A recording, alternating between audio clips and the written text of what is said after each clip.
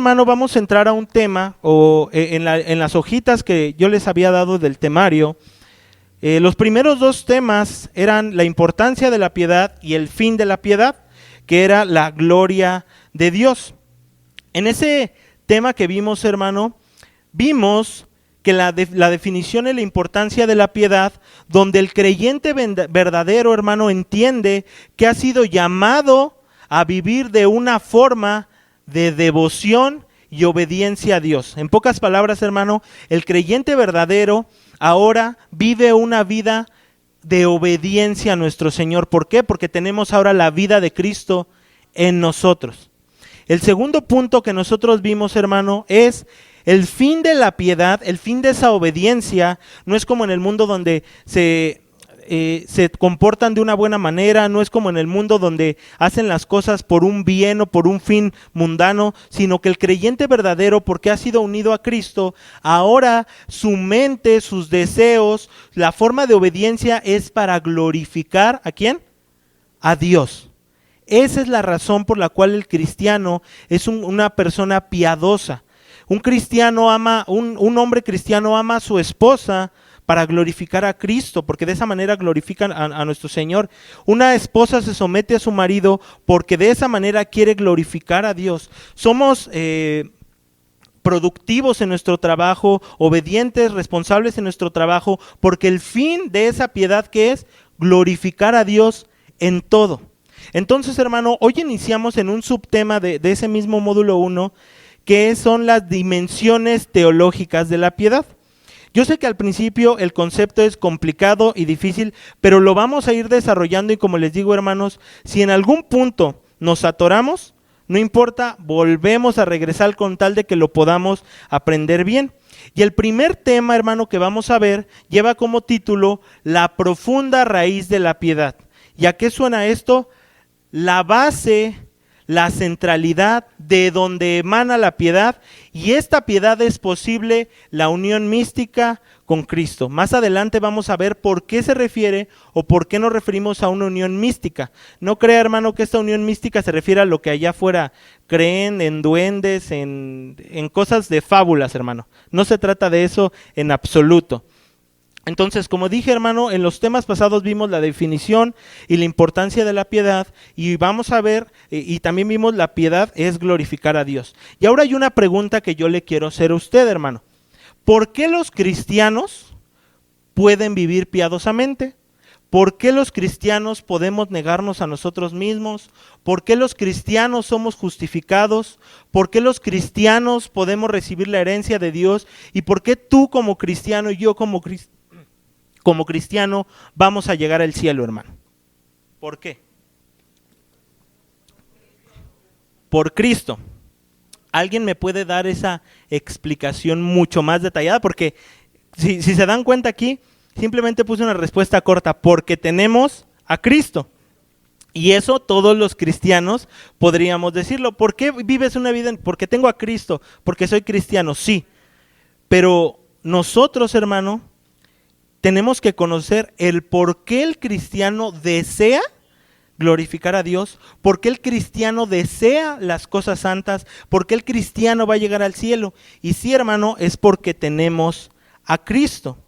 ¿Alguno de ustedes se ha puesto a pensar las dimensiones de esta declaración? Porque tengo a Cristo, pero ¿qué significa tener a Cristo? ¿Alguien me puede decir? ¿Por qué, hermana? Para glorificar a Dios. ¿Qué más? ¿Alguien más? Para exaltar a Dios. ¿Quién más? ¿Quién más? Hermanos, el tener a Cristo es algo completamente, y lo más importante de nuestra vida cristiana. Sin nuestro Señor Jesucristo no podríamos llamarnos ni siquiera cristianos. Nosotros podemos vivir una vida de piedad únicamente por medio de Él.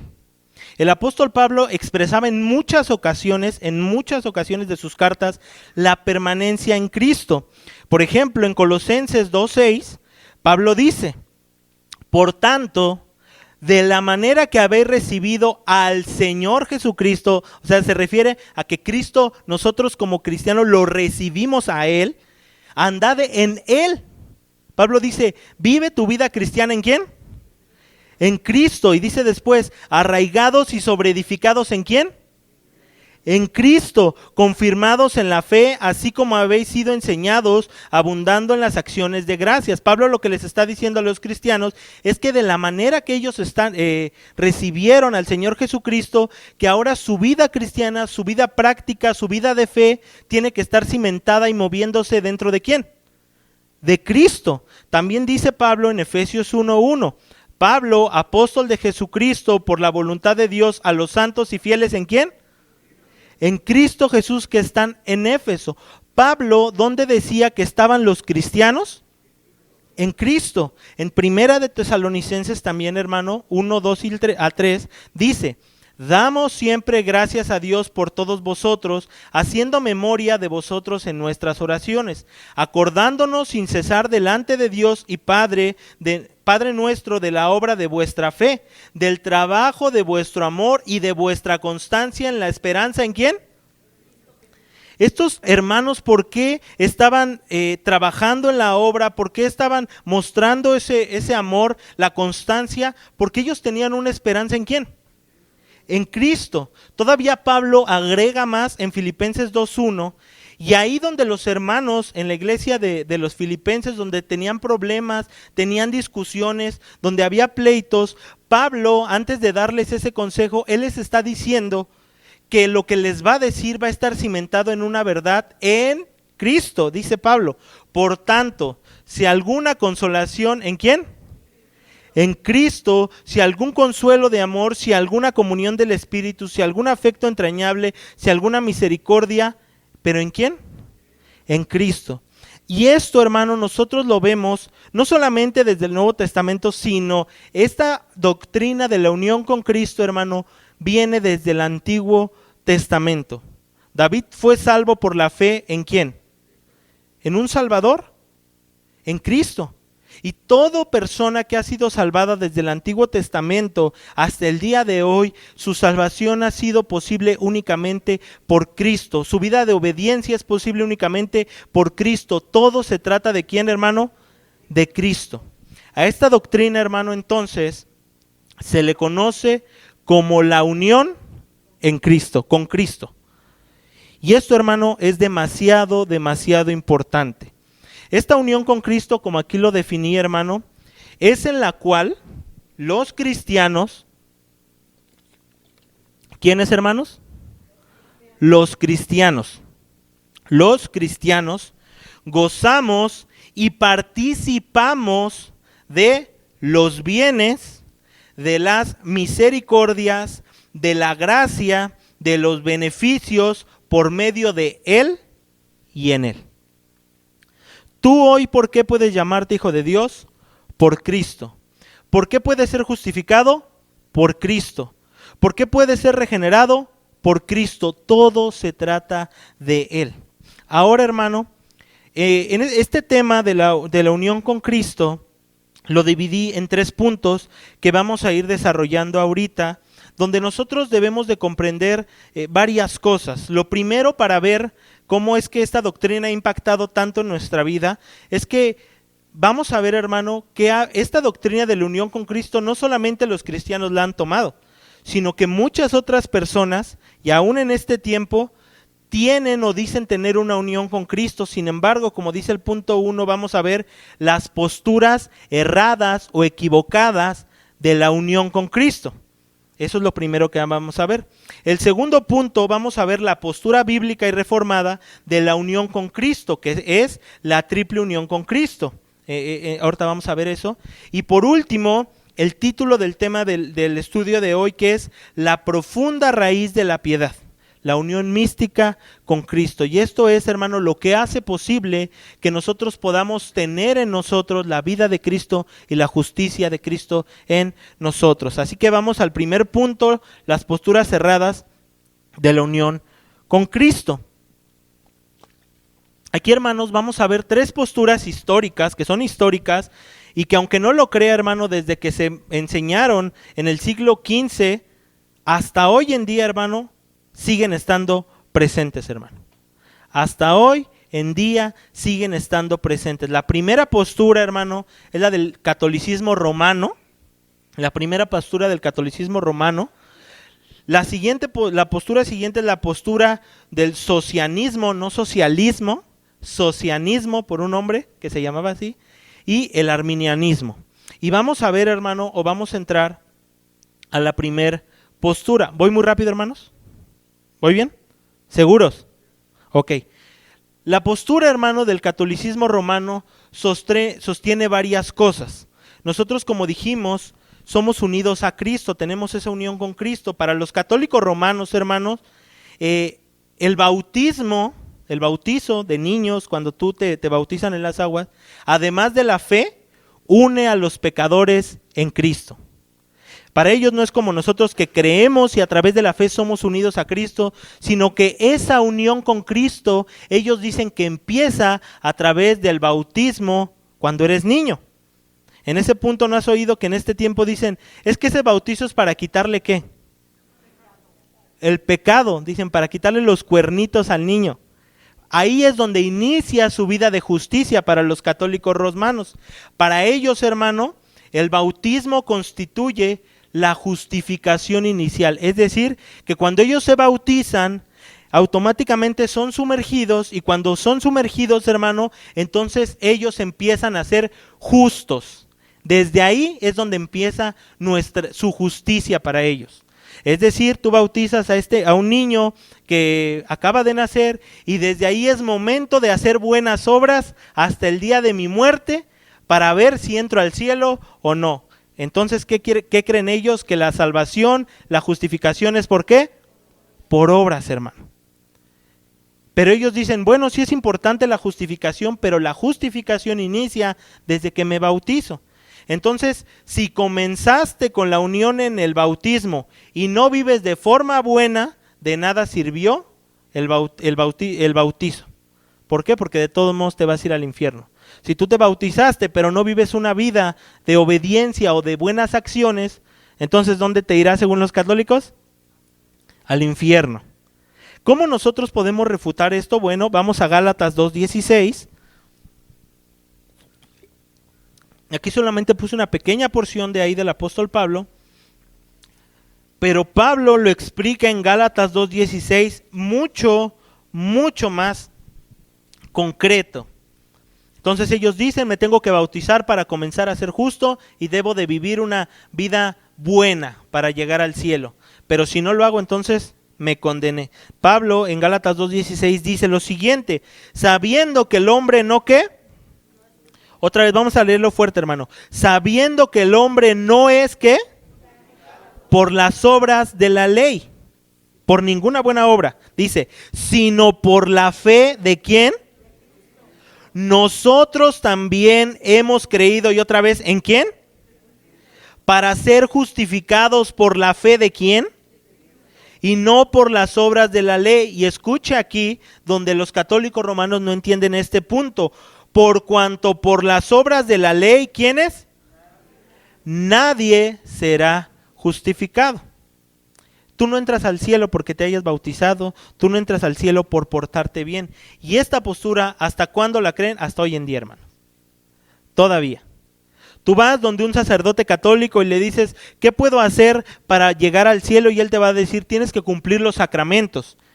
Bueno, entonces si tengo los sacramentos, ¿entonces qué? Bueno, entonces tienes que hacer buenas obras para cuando tú mueras, ¿dónde vas a entrar? Al cielo. Esto es una herejía, hermanos. Esto es una herejía y desde este tiempo y antes, hermano, ya se enseñaba. La segunda postura, hermano, que ellos dicen de la unión con Cristo, era la postura del socianismo. Estas personas, hermano, eran antitrinitarios. ¿Alguien sabe lo que es antitrinitarios? No creen en la Trinidad. ¿Se entendió eso? ¿Quiénes son los antitrinitarios? No solamente no creen en la Trinidad, ellos no creen que Cristo es Dios y ellos no creen que el Espíritu Santo es Dios. Ellos creen en un Dios Padre solo, que no tiene ni pertenece a una Trinidad, ni que Cristo es Dios, ni que el Espíritu Santo es Dios. Y ellos, hermano, también sostenían una postura de la unión en Cristo. Fíjese, es hasta irónico, ¿cómo es que llamaban que había una unión en Cristo si no creían que Cristo es Dios? Ellos, hermano, decían que nuestra unión con Cristo, otra vez, ellos sostenían que nuestra unión con Cristo era por la energía que fluye de Dios hacia nosotros. En pocas palabras, hermano, ellos decían que Dios nos da un poco de su ser para que nosotros podamos vivir justamente. ¿Hay congruencia en eso, hermanos? Es como si Dios te diera un poco de su deidad, te diera un poco de su poder, de su esencia, para que tú vivieras una vida recta y en el momento en que tú llegas al cielo, entonces te puedas portar bien y entrar ahí. Para ellos, hermanos, los cristianos no estamos habitados por el Espíritu Santo. Ellos decían que el Espíritu Santo, hermano, no está en los cristianos, entonces no son justificados. Y ellos decían que la obra de Cristo no nos justifica. ¿Por qué? Porque como no es Dios, entonces no nos puede justificar.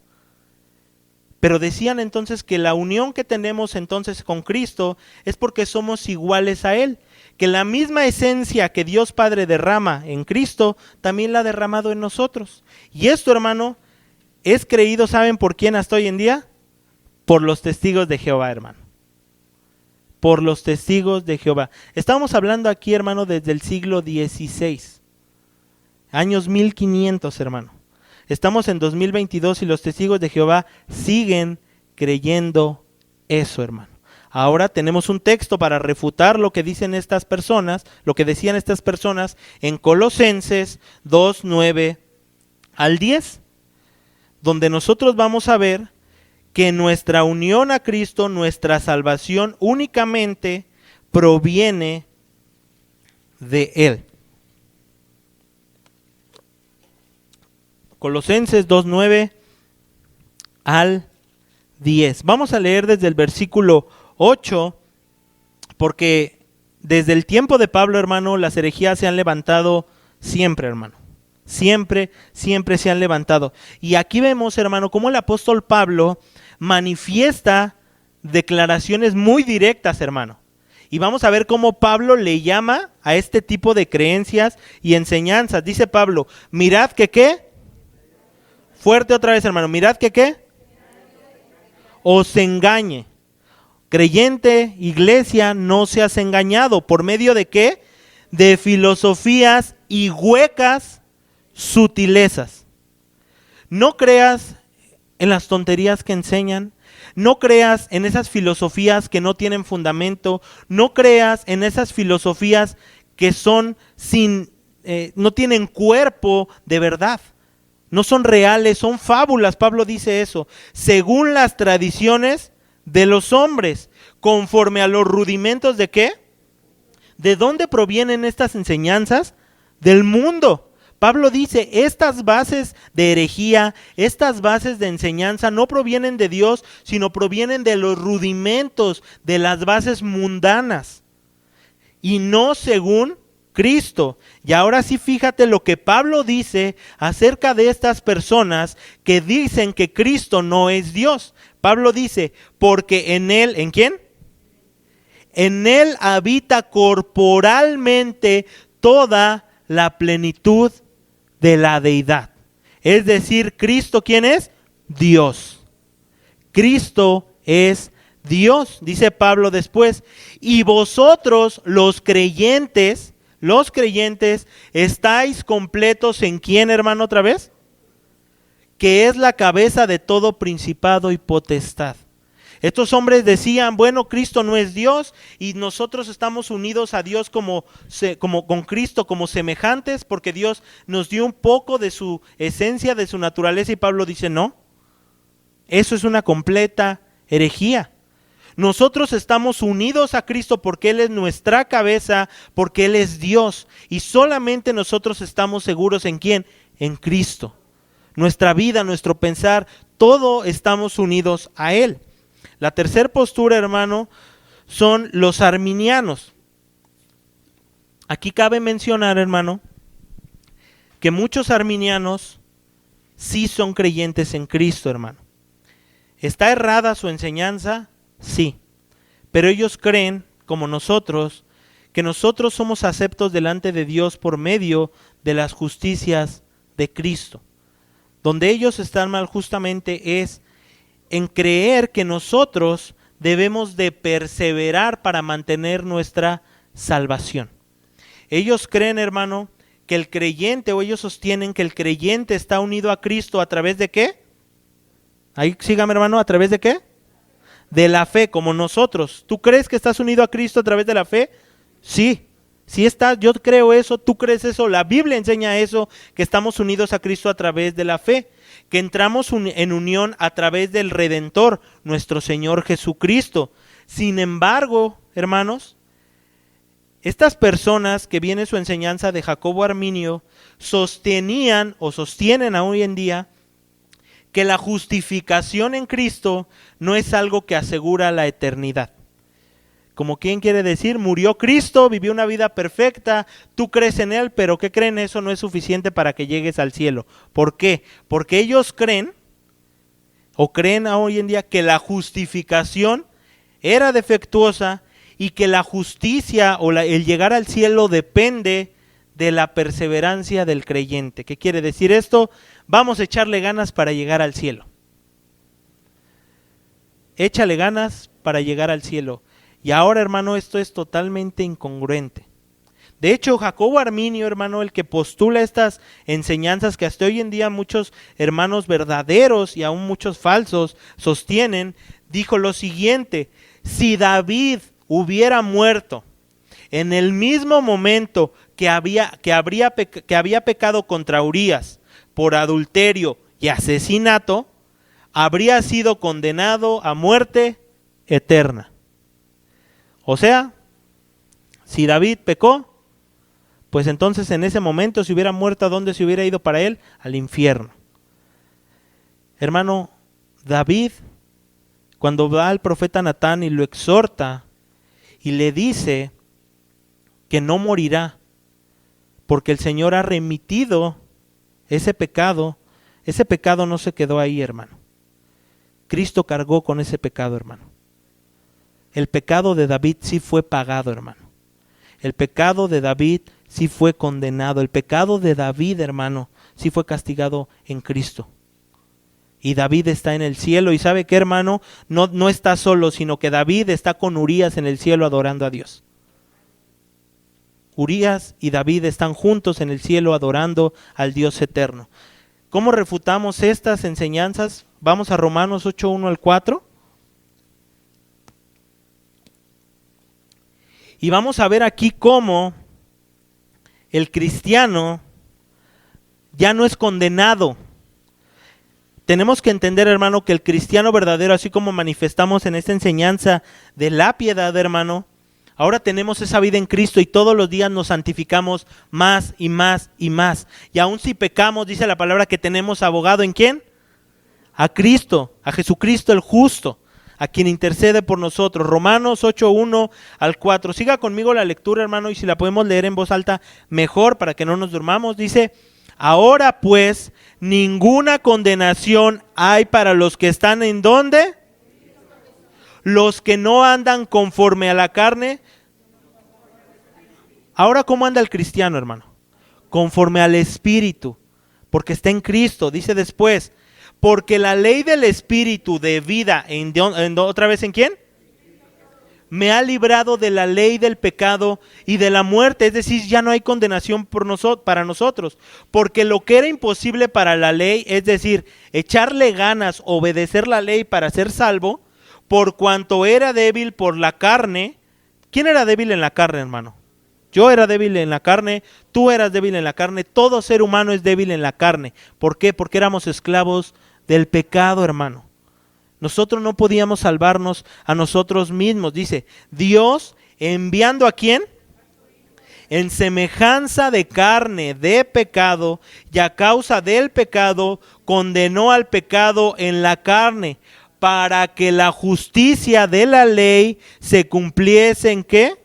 En nosotros. Cristo vive perfectamente y la justicia, la vida justa de Cristo, ¿ahora a quién le pertenece? A nosotros, hermano. A nosotros. Cristo nunca dijo ninguna mentira y ahora delante del Padre, ¿tú has dicho alguna mentira? No. ¿Tú has tenido pensamientos malos, perversos? Bueno, Cristo nunca tuvo ningún pensamiento malo ni perverso. Ahora delante del Padre, ¿nosotros tenemos eso? No. Somos declarados justos por medio de Cristo. Dice, para que la justicia de la ley se cumpliese en nosotros, que no andamos conforme a la carne, sino conforme al Espíritu. Entonces, estas tres posturas, hermano, desde la católico-romana, que inicia con el bautismo, desde el socianismo y desde el arminianismo, se pueden resumir en dos solamente. Unos creen que es por las obras que yo puedo entrar al cielo, y los otros creen, nosotros como cristianos, que podemos entrar al cielo únicamente por la fe en Cristo. Solamente existen esas dos posturas en el mundo. Llámese musulmán, mormón, testigo de Jehová, etcétera, etcétera, etcétera. Solamente los cristianos creemos que únicamente nosotros podemos entrar al cielo, ser declarados justos por la fe en Cristo. Solamente, hermano. Y es así como tú y yo podemos entrar al cielo, por Él solamente, hermano. No es por nuestras obras, no es que le echemos ganas, es solamente por medio de Cristo. Y ahora, ya vimos, hermano, las tres posturas. ¿Y por qué puse esas tres posturas? Bueno, hermano, para que nosotros podamos darnos cuenta, hermano, cómo es que brilla más la doctrina bíblica, cómo es que brilla más nuestra unión en Cristo, la que nos enseña la Escritura. Aquí nosotros, hermano, le puse como título la postura bíblica y reformada, la triple unión en Cristo. Como dije, hermano, estas enseñanzas inician desde el siglo XVI y al igual como estas personas empezaban a promover estas enseñanzas, los cristianos reformados no se quedaron callados. Ellos dijeron, este hombre, los católicos romanos enseñan que tengo que perseverar, que tengo que bautizarme para ser salvo, para empezar a ser justo. Los del socianismo me enseñan que Cristo me dio una parte, que Dios me dio una parte de sí para que le eche ganas. Bueno, los reformados, los cristianos reformados, alzaron la voz. ¿Quiénes fueron dos de estas personas? Por ejemplo, fue Juan Calvino y Pedro Vermigli.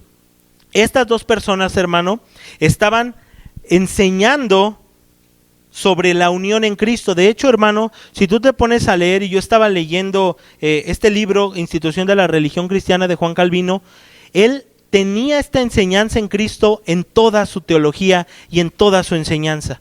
Él no concebía una vida separada de Cristo. Él decía, mis pensamientos, mis actitudes, mis emociones, mis relaciones personales, todo radica en mi Señor Jesucristo, y separado de Él yo no puedo hacer absolutamente nada. Y de hecho, en este libro de la Institución de la Religión Cristiana, en su última edición, ya cuando se iba a publicar, él agrega 7 párrafos donde le contesta a un hombre que se llamaba, o se hacía llamar cristiano, que se llama Andreas Osiander, que él decía, hermano, y escuche qué tal herejía fuerte decía, que la unión del creyente con Cristo, o sea que estamos unidos a Cristo, era por una justicia sustancial. ¿Qué quiere decir? Que Dios nos da una parte de su deidad. ¿Dónde hemos escuchado esto? Esta creencia sigue en el hereje Cash Luna. Escucha lo que dijo este hombre, que no es cristiano, hermano. ¿Cómo se le llama papá Dios? Jehová. ¿Y cómo te llamas tú? Entonces, Junior. ¿Quiénes somos? Y él hace esta pregunta, ¿Jehová Junior? Escucha esto. Esto no es una manera de enseñar, eso es una verdad. Si Jesús es hijo de Dios, ¿qué es? Dios. La Biblia dice, no yo, o sea, todavía se lava las manos, porque vosotros sois dioses. ¿Por qué? Porque somos Jehová Junior. Esto es una herejía, hermano. Nosotros no somos dioses, hermano. No somos dioses. Dios nunca nos ha dado parte de su deidad. Si tú y yo podemos disfrutar de la herencia de Cristo, podemos disfrutar de la justificación, podemos disfrutar de la piedad, podemos disfrutar de todo eso, es únicamente porque eso se nos ha atribuido por medio de Cristo. No somos dioses, hermano.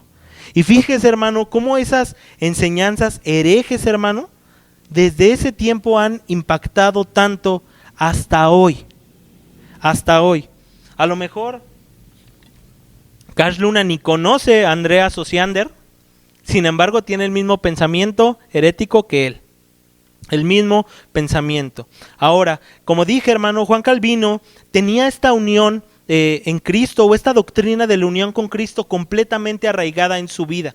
Él no concebía estar separado de Cristo. Para todo, Cristo estaba en él. Dice él: doy la primicia a la unión que tenemos con nuestra cabeza. ¿Quién es nuestra cabeza? Cristo. A la habitación de Cristo. ¿Dónde habita Cristo? En nuestros corazones. ¿Habita Cristo en tu corazón, hermano? ¿Sí?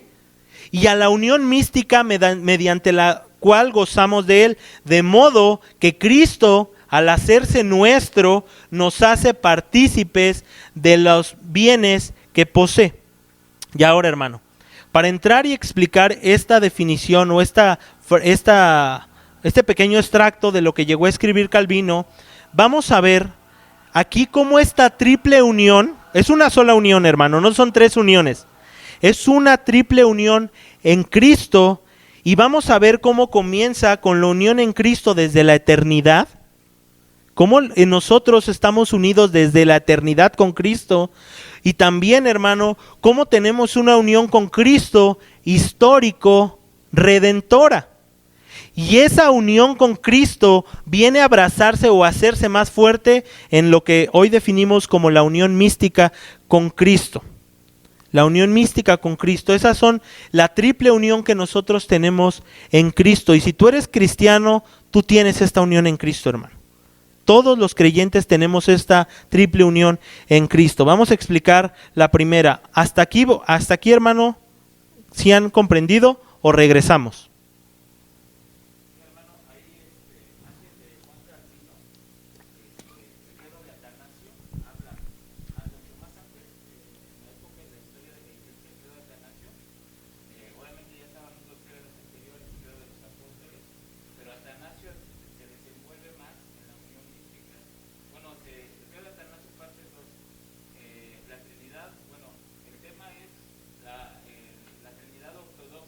Uh-huh. Y la segunda parte es de Cristo en esta unión con Dios Padre, con Dios Espíritu Santo, ¿no? Y en base a Juan Calvino cómo rescata eso y da una mayor claridad al respecto de la Trinidad, ¿no?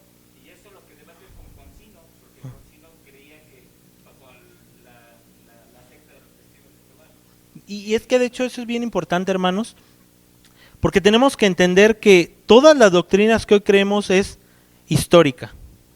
¿Y sabes cómo se ha mantenido la verdad bíblica? Porque el Señor la ha guardado, hermano.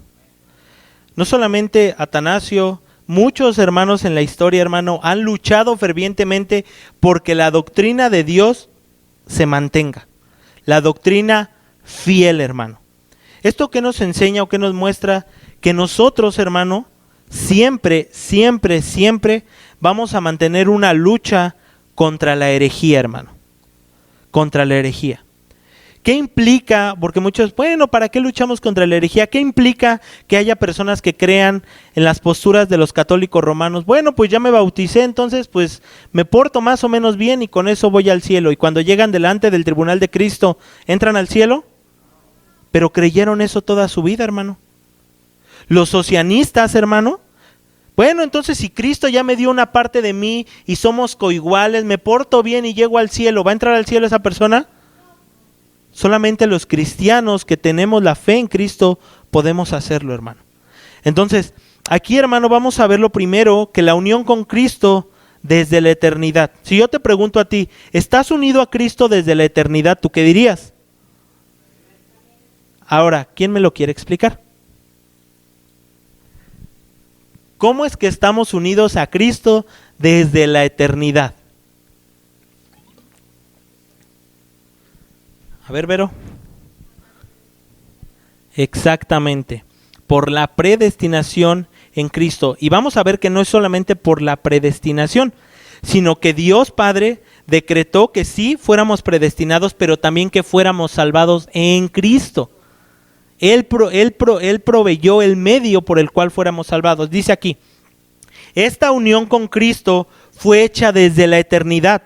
Ni tú y yo existíamos, ni el mundo existía, pero esta unión fue desde ahí, donde el Padre decidió salvarnos, donde Dios Padre decidió salvarnos y elegirnos en Cristo desde antes de la fundación del mundo. Es decir, nuestra salvación estaba asegurada ¿desde cuándo, hermano?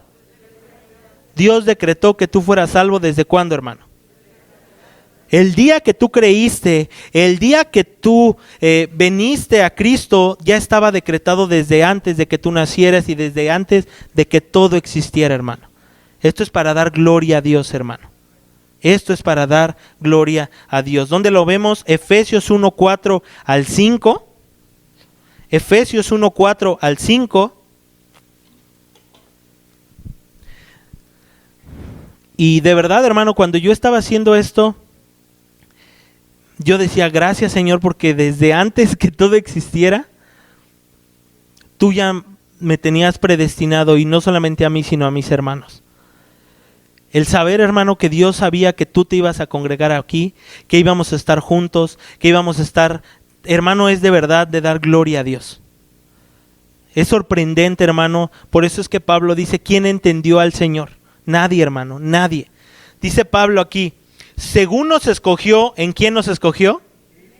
¿Dónde fue nuestra elección para ser salvos desde la eternidad? En Cristo, hermano, en Él. Desde antes de la fundación del mundo, y desde antes de la fundación del mundo, ¿para qué fuimos predestinados? ¿Para ser qué? Santos y sin mancha delante de Él. Otra vez vamos a leerlo. Para que fuésemos santos y sin mancha delante de Él. En amor, habiéndonos predestinado para ser adoptados hijos suyos. Y otra vez, ¿por medio de quién, hermano? De Jesucristo, según el puro afecto de su voluntad. Tu salvación comenzó desde que Dios decretó que fueras salvado, hermano. Desde ahí está tu unión a Cristo. Desde ahí. David dice en Salmos, mi embrión vieron tus ojos. David no había nacido y ya había visto la gloria del Señor. Eso pasó con nosotros desde antes de la fundación del mundo. Ya habíamos sido unidos a Cristo por decreto. Ahora vamos a ver, hermano, que también estamos unidos a Cristo en una forma histórico-redentora. Y ahora, este es un poquito, más adelante voy a dar el ejemplo de cómo es que esto funciona, o cómo es que esto no funciona, sino cómo es que esto se puede explicar. Y aquí vamos a ver, hermano, es que esta unión histórico-redentora viene porque Cristo se encarnó. La segunda persona de la Trinidad, nuestro Señor Jesucristo, se encarna y en esa encarnación nos llevaba consigo. También, hermano, que Cristo es la representación de la humanidad. Cuando Él muere, los cristianos, ¿qué hacemos? Morimos. Y cuando Cristo resucita, ¿qué hacemos los cristianos? Juntamente con Él. Resucitamos juntamente con Él. Entonces, hermano, Cristo vive la vida del ser humano en representación de Él, pero perfectamente, para que la salvación y para que nuestra redención pudiera ser posible. Como aquí le puse, hermano, Cristo abre el camino hacia el cielo para nosotros. Cristo abre el camino por el cual el cristiano llegaría a la gloria. Vamos a Romanos 8, 18 y 19. Romanos 8, 18 y 19. Romanos 8, 18 y 19. Y aquí vemos, hermano, cómo Pablo manifiesta que en Adán todo ser humano fue condenado, hermano. Porque Adán, ¿quién era? La representación de los seres humanos, hermano. Él era la representación de todos. ¿Y qué hace Adán? Come del fruto y trae la muerte ¿para quiénes? Para todo el mundo. Todos los seres humanos estamos muertos por la culpabilidad de Adán. Nacemos muertos en pecado, esclavos al pecado. Dice aquí el apóstol Pablo, así que como por la transgresión de uno vino la condenación, ¿a quiénes, hermano? A todos los hombres. De la misma manera, por la justicia ¿de quién? De uno vino a todos los hombres la justificación de vida. Porque así como por la desobediencia de un hombre los muchos fueron constituidos pecadores, así también por la obediencia de uno los muchos. ¿Tú eres parte de esos muchos, hermano? ¿Cómo vas a ser constituido? Justo. Cristo tenía que encarnarse, tenía que venir a este mundo, vivir la vida perfecta que ni tú ni yo podemos vivir, morir en la cruz del Calvario, resucitar al tercer día, ascender al cielo para abrir ese camino de salvación. Cristo tenía que venir a este mundo. ¿Romanos 5?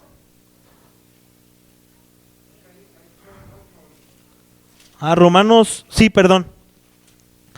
Es Romanos 5, hermano. Romanos 5,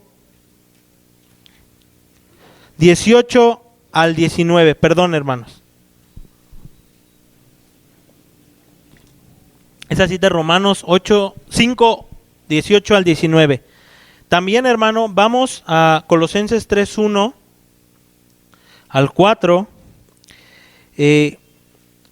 Quisiera no haber metido tantas citas, hermanos, sin embargo es importante porque todo viene ahí. Todo viene completamente explicado ahí, hermano. Ahora Pablo aquí habla de que ahora en Cristo nosotros hemos resucitado, hermano. Entonces, si Cristo no hubiera resucitado, ¿tú hubieras resucitado, hermano? No. Pablo dice, Colosenses 3, 1 al 4, si pues habéis resucitado con Cristo, buscad las cosas de arriba. Ahora tú puedes buscar las cosas de arriba porque resucitamos en Él, donde está Cristo sentado a la diestra de Dios. Poned la mira en las cosas ¿de dónde? No las de la tierra, porque habéis muerto. ¿Ya morimos? ¿A quién morimos? Al pecado. ¿Y vuestra vida ahora dónde está? Escondida con Cristo en Dios. Cuando Cristo, vuestra vida, se manifieste, entonces vosotros también seréis manifestados con Él en gloria. El mismo camino que Cristo pasó, el creyente lo pasa en Cristo. Entonces tenemos la primera la primera manifestación de la unión en Cristo desde la eternidad. Dios Padre decreta que tú y yo vamos a ser salvados desde antes de la fundación del mundo en Cristo y somos elegidos en Él. Y entonces la segunda parte de la unión con Cristo es que Cristo tuvo que venir a esta tierra, encarnarse, vivir esa vida perfecta, morir en la cruz del Calvario y resucitar para abrir ese camino por la cual nosotros debemos andar. Entonces, ¿con eso es suficiente, hermano? ¿Es suficiente con esas dos? ¿Sí o no? No es suficiente, hermano. La salvación estaría incompleta. Si solamente el Padre hubiera decretado eso y Cristo hubiera abierto el camino para la salvación, entonces ¿en qué momento nosotros creemos en Él? Y ahora esas justicias de Cristo nos pertenecen. Más adelante voy a dar un ejemplo, hermano, de cómo es que esto lo podemos entender. Aquí nosotros, hermano, vamos a ver ahora sí el punto 3, la profunda raíz de la piedad, es decir, cómo puedo ser piadoso, y es únicamente por Cristo, en la unión mística y práctica con Cristo. ¿Por qué se le da este un nombre de la unión mística, hermano? Se le da este nombre por el simple hecho que la unión mística con Cristo es incomprensible y misteriosa. Tú me puedes decir, el Espíritu Santo ha venido a mi vida. ¿Tú tienes al Espíritu Santo en tu vida, hermano? ¿Me puedes explicar cómo funciona eso? ¿Cómo es que el Espíritu Santo te santifica progresivamente? ¿Cómo es que el Espíritu Santo hace que tengas una regeneración? ¿Cómo es? Es algo incomprensible, hermano. De hecho, hermano, podríamos pasar toda la eternidad y aún así no vamos a poder comprender cómo es que esta unión es posible, hermano. ¿Cómo es que esta unión es posible? Son cosas demasiado grandes para nuestra mente limitada, hermano. Son cosas demasiado grandes, sagradas, misteriosas. Esta unión, hermano, la unión mística, y esto es la definición de la unión mística, es hecha por el Espíritu Santo. La unión mística está hecha por el Espíritu Santo y es aquello por lo cual, tan pronto como creemos en Cristo, obtenemos a Cristo mismo. Hace rato nosotros leíamos en el texto de Colosenses que ahora nuestra vida está escondida en Él, está escondida en Cristo. Entonces, en la unión mística que tenemos con Cristo, nosotros obtenemos la vida de Cristo, obtenemos a Cristo mismo, somos injertados en la vid de nuestro Señor Jesucristo y nosotros nos hacemos sus pámpanos. Nos hace partícipes de sus riquezas, de su vida perfecta y participantes de su justicia. Hermanos, esto es glorioso. Ahora, para que lo entendamos, y de verdad estaba pensando cómo empezar con esto, imaginemos el ejemplo de una adopción de un niño. Un hombre va a una casa de adopción y ve a un niño que quiere adoptar. ¿Este niño biológicamente es su hijo? ¿Este niño legalmente es su hijo? No, todavía no ha sido adoptado. Este hombre va donde el niño y le dice: yo te voy a adoptar, yo voy a ser tu padre. Ahí vemos la elección, ya lo ha elegido. Y este hombre tiene todos los recursos, todos y cada uno de los recursos para darle sustento, manutención, para pagar todo lo que esta persona necesite, lo que este niño necesita o necesita para ser su hijo. No se lo va a llevar y lo va a dejar ahí que coma de la basura, no, le ha dado todo. Pero ahora, si nos quedamos entonces con la elección que ha hecho este hombre para su hijo y con la riqueza que tiene, ¿esto ya lo acredita como su hijo? Otra vez, hermano, vamos a recapitular. Este niño está en una casa de adopción. ¿Hasta aquí todos? Llega este hombre y lo elige como su hijo. ¿Eso ya lo hace su hijo legalmente? No. Este hombre tiene todos los recursos para mantenerlo, para proveerlo, para sustentarlo, para que este niño crezca bien. Este niño va a tener un padre que lo sustente.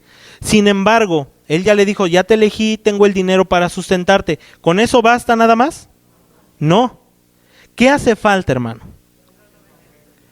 Que firmen esa hoja. En el momento en el que se firme ese documento, ese niño pasa a ser su hijo legalmente, y así como es su hijo legalmente, ese niño tiene derecho a todos los beneficios, riquezas, bienes, el alimento de ese padre. Nosotros ahora en Cristo, hermano, fuimos elegidos desde antes de la fundación del mundo. Cristo hace posible todo aquello para que fuésemos salvos, pero en el momento cuando ese Espíritu Santo viene a nosotros, nosotros ahora sí legalmente somos hechos hijos de Dios. Legalmente somos hechos hijos de Dios. Y ahora, ¿sabe qué, hermano? En esta unión que es hecha por el Espíritu Santo, todas las justicias de Cristo son hechas nuestras. Y aún cada vez que va pasando esto, vamos creciendo en Cristo y nos vamos haciendo cada día más con Él. Te puedo preguntar algo: cuando tú viniste a Cristo, ¿eras el mismo que eres hoy? ¿Has dejado de hacer cosas pecaminosas que hacías cuando viniste a Cristo? Y esto es solamente por esa unión mística que tenemos en Él. Cada que vamos manteniéndonos, perseverando en Él, es porque cada vez la vida de Cristo va haciéndose más y más y más y más en nuestra vida. Es por eso, hermano, que esta es la raíz de la piedad. Es por eso, hermano, porque ahora nosotros cada día somos más como Cristo y menos como nosotros, porque ahora tú y yo participamos de las riquezas celestiales en Cristo como si fuéramos hijos, y somos hijos. Pongo aquí algunos versículos, ya no me va a dar tiempo de dar todos, hermano, pero por ejemplo, aquí nosotros vemos en Juan 14, 18 al 23, que el Espíritu Santo iba a venir y nos traería a Cristo a nosotros. Dice: no os dejaré huérfanos. Cristo le dice esto a sus discípulos la noche que iba a ser entregado. Vendré a vosotros. Todavía un poco y el mundo no me verá más, pero vosotros me veréis, porque yo vivo, vosotros también viviréis. En aquel día vosotros conoceréis que yo estoy en mi Padre, y vosotros en mí, y yo en él. El que tiene mis mandamientos y los guarda, ese es el que me ama. Y el que me ama será amado por mi Padre, y yo le amaré, y me manifestaré a él. Le dijo Judas, no el Iscariote: Señor, ¿cómo es que tú te vas a manifestar a nosotros y no al mundo? ¿Por medio de quién se manifestó Cristo a tu vida, hermano? Por medio de su Espíritu Santo. Respondió Jesús y le dijo: el que me ama, ¿tú amas a Dios hoy, hermano? ¿Por qué? Por medio del Espíritu Santo. Por eso mi palabra guardará, y mi Padre le amará. ¿Y qué iba a hacer entonces? Y vendremos a él y haremos morada con él. Cristo habita en ti y en mí, hermano. Su vida habita en ti y en mí. La vida de Cristo está en ti. Dice Pedro aquí: la unión mística con Cristo nos hace participantes de esa naturaleza divina. Tú y yo vamos a ser regenerados y tenemos esta naturaleza por Cristo. Como todas las cosas que pertenecen a la vida y a la piedad nos han sido dadas por su divino poder, es decir, por el Espíritu Santo, mediante el conocimiento de aquel que nos llamó por su gloria y excelencia, por medio de las cuales nos ha dado preciosas y grandísimas promesas. ¿Ahora son tuyas esas promesas, hermano? Por Cristo, hermano. Por Cristo, para que por ella llegaseis a ser participantes de la naturaleza divina, habiendo huido de la corrupción que hay en el mundo a causa de la concupiscencia. Último texto: la unión mística con Cristo nos hace tener la vida de Cristo en nosotros, es decir, la mente de Cristo, el pensar de Cristo, las obras de Cristo. Cristo les decía: si vosotros sois de vuestro padre, ¿qué? Les dijo el diablo, porque las obras de su padre, ¿qué? Hacen. Ahora, si Cristo es tu padre, entonces las obras de ¿quién quieres hacer? De Cristo. Dice Gálatas 2:20: con Cristo estoy juntamente crucificado, ya no vivo yo, mas vive Cristo. ¿En quién? Di, hermano, en mí. En mí. Lo que ahora vivo en la carne, y este texto léelo como si tú lo hubieras escrito: lo vivo en la fe del Hijo de Dios, el cual me amó y se entregó a sí mismo por mí. Hermano, tenemos todo en Cristo, hermano. Tú no puedes decir: no puedo vivir, no puedo dejar de hacer esto, no puedo. ¿Por qué? Porque eso sería incongruente, hermano. Tú puedes responder de una buena manera cuando te ultrajan. Tú puedes perdonar cuando te han hecho algo. Tú puedes amar porque tienes la vida de Cristo en ti. Porque tengo la vida de Cristo en mí. Fui elegido desde la eternidad. Cristo abrió el camino para que fuésemos salvados. Y cuando el Espíritu Santo vino a nosotros y creímos en Cristo, todos esos beneficios, maravillas de nuestro Señor Jesucristo, ahora también nos pertenecen a nosotros. Esto es, hermano, para dar gloria a Dios. Como final puse: esto es la obra de Cristo y nuestra unión con Él. Así que, y ahora a nosotros, hermanos, vivamos entonces para su gloria. En Él podemos ser creyentes, ¿cómo? Piadosos. Hermano, es para dar gloria a Dios. De verdad es para dar gloria a Dios. De ser personas que no buscábamos a Dios para nada, ahora tú y yo somos llamados hijos suyos. Ahora tenemos las bendiciones en Cristo y ahora podemos llegar y vamos a llegar hasta el final únicamente porque ahora estamos en Él.